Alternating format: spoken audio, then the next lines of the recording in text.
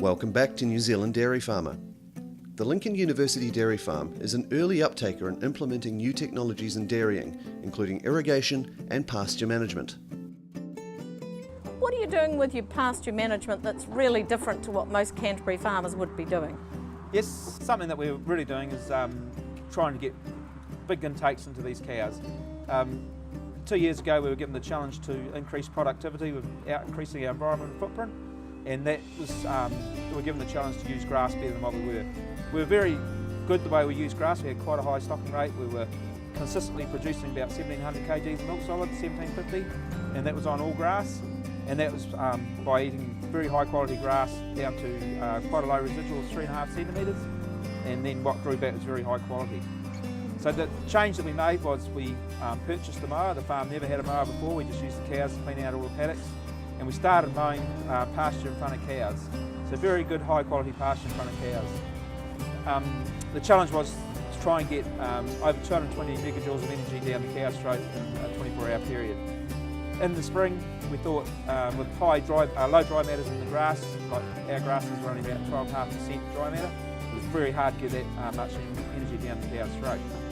So we started mowing grass in front of the cows, about 6 hours in front of the cows, dry the grass out a wee bit, and that way increase intakes for the cows. Did farmers say you were mad getting rid of this very good quality pasture which you still had available? Yeah, no, there's certainly a lot of debate about it.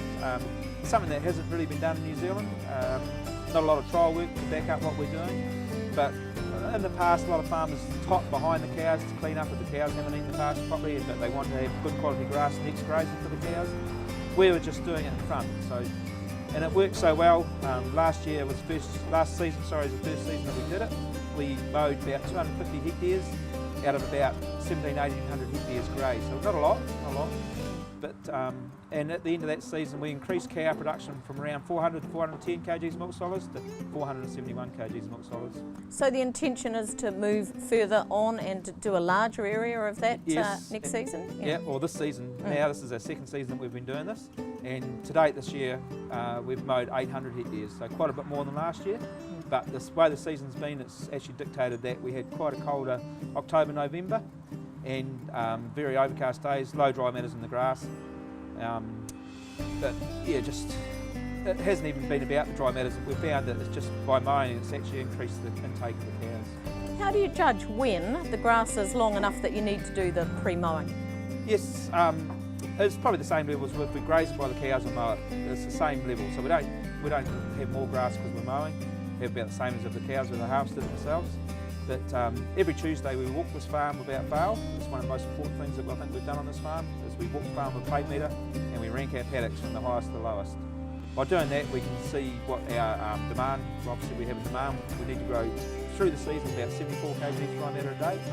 We measure the paddocks, we come back, put the information into the program on the computer, and then we can see what feed we've got. So if we have a surplus, obviously we can take the paddock out for silage. But if we have a deficit, then we can put grass silage back in. Who's involved in the farm walk? Yourself, obviously, and what, yes. Some other staff? No, well, we try to take staff as much as we can, but we actually we have another person on the management team, Steve Lee, who's from Dairy NZ. So he comes every Tuesday, mostly when he can, and we open it to the public. So we quite often have farmers come and join us on the farm walks, or students, or rural professionals.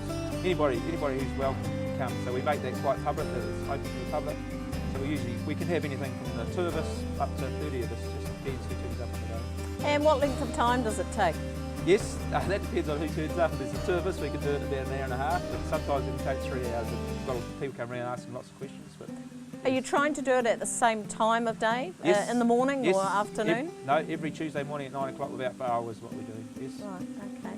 Yeah. And to what extent do you think farmers have taken up that technology on their farms when they see how important that farm walk is to you here? Oh yes, I think over the last 4 or 5 years it's probably had quite a high uptake in Canterbury especially, and percentage-wise I don't know, but I'm not sure how many would do it, but I know there's a lot more now than there ever used to. Was it a case of farmers doing those farm walks previously but perhaps not taking the care and attention with them Now they know they've got to be more precise. Yes, I think so. I think a lot of Canterbury farmers realise that having quality grass, obviously if you've got too much you start losing quality, and obviously if you haven't got enough you're underfeeding the cows. So knowing what pasture you've got and being able to create your feed wedge and have a picture of 2 to 3 weeks out from where you are today is quite important.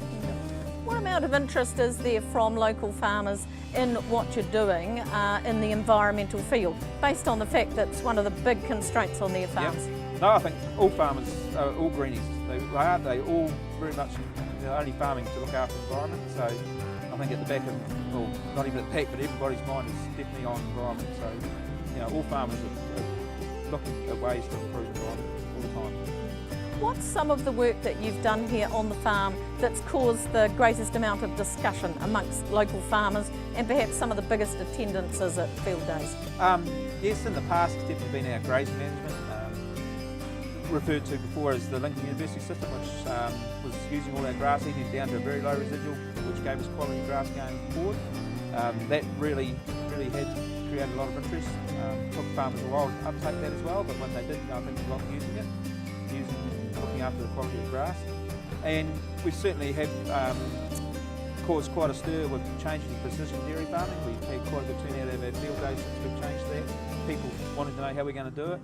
And of course, last year we had quite a big increase in production, going from that 1,700 hectare up to 1,850 last year, and this year even increasing it more. So people are very interested in how we can use grass to turn it into milk. Farmers who come along to the field days, what are they saying to you about what they'd like to see the farm investigating in the future? Yep, well, one of the biggest things obviously how we run under a footprint, holding our environmental footprint and trying to lower it, because obviously that is going to be an issue going forward. And water use is a big one, so people are really keen to know, the water that we've got available, how we use it well. So that's definitely one of the biggest things on the agenda. Are there other animal health issues that you've had on the farm and dealt with that farmers are interested in more information on? Yeah, I suppose, we haven't had too many health issues down here in the South Island. I suppose Yoni's is a big one that is affecting some local farmers at the moment, and that's just something that people are starting to think about. So going forward, we haven't really come up with the answer to that, but we need to, and look at some of those things. So in the length of time that you've been here on the farm, what have you picked up that, in your experience, you think other farmers could easily put in place on their farms that would make the biggest difference? Yep, definitely feed quality. I think the quality of the feed you put down the cow's throat is what gives you the turn. And it's getting enough of that feed down their throat on a daily basis, and consistently through the season, offering the cows very high quality feed. Whether it be in the form of grass, or a lot of Canterbury farmers use grain very well and use the grass very well, but it's just using that high quality feed and enough intake of the cows on a daily basis. Next week on New Zealand Dairy Farmer, we're still in the South Island in Canterbury, but are looking at a very different style of dairying than we have so far in the series. We visit Robindale Dairies, a farm that milks around 2,000 cows daily for Synlait. We'll see you then. New Zealand Dairy Farmer is proudly brought to you by Hanson Products, providing Kiwi farmers with water system solutions for over 50 years.